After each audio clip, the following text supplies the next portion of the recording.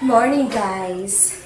So ngayon ay meron ako ituturo sa inyo na bagong putahe na ngayon ko lang din nalaman. Kita niyo yan? Kawali. Sino may antik na kawali na katulad ko? Siyempre, hatapin natin sa stove. Tapos ito, itlog. Hindi lang yan isang itlog. 2, 3.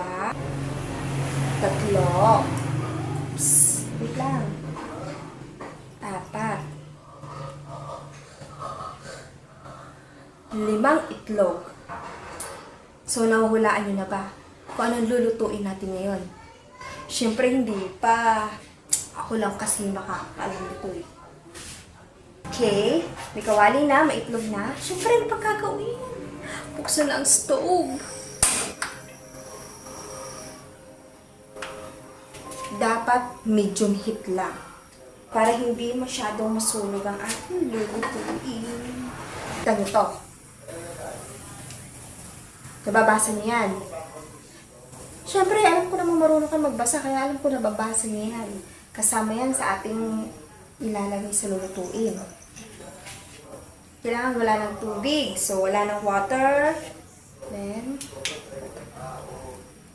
maglalagay lang tayo ng konting mantika. Siyempre, sandok. Siyempre, kailangan natin ng sandok. Paano tayo makapagluto kung wala sandok? Hindi ka naman siguro tanga. Shots. Okay? Wait lang. Kailangan natin ng asin. Oh, nahulaan nyo na ba? Ang gagawin natin. Siyempre, hindi pa. Oh my gosh, isok na.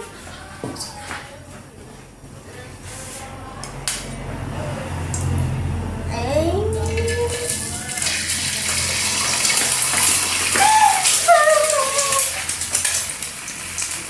A little bit salt.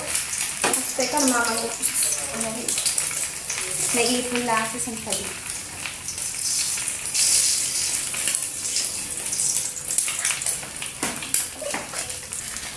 Look! Hindi na basag. Oh. Nando. Alam mo ba? Mahal mo na. Wala tayong magagawa, mahal mo na. Ba't agad? Ba't agad?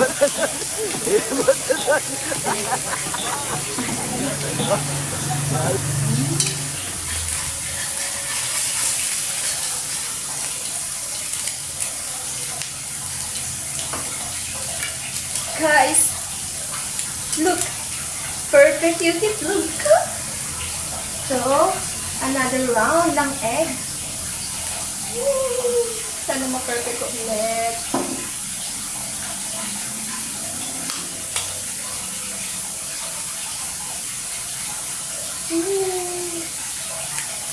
Oh my gosh, duro. Wow! Wait, tama yung sis. Hindi mo yung egg.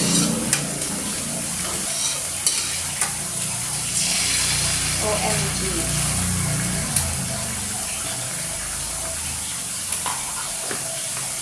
Hindi ko na-crack ng ice yung second. Pero may 3 pa naman. So, huwag tayo maupusin ng pag-asa. Pangatlong itlog. Ito kasi na-ayos mo. Oh.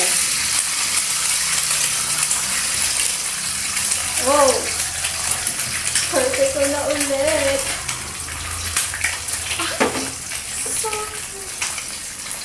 Na-perfect ko na ulit yung pangatlo. Hindi ko lang nabuksan ng araw siguro yung pangat. Kasi ang takot kong magbukas ng itlog. Alam mo ba? Mahal ko niya. Ba't adan? Ba't adan? Ba't adan? Ba't adan?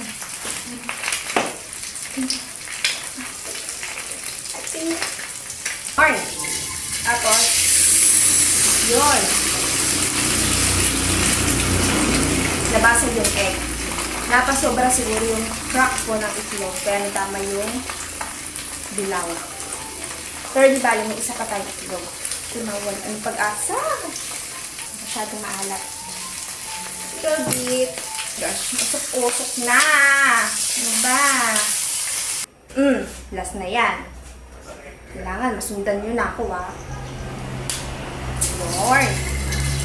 Ito, hindi pa ayos ang truck ko. Then, oh my gosh. Guys, sa pagpiprito lang ako expert. Pero hindi sa pagbukas na itlog. Sa iba na lang ang magtanong. Kasi inaaral ko pa.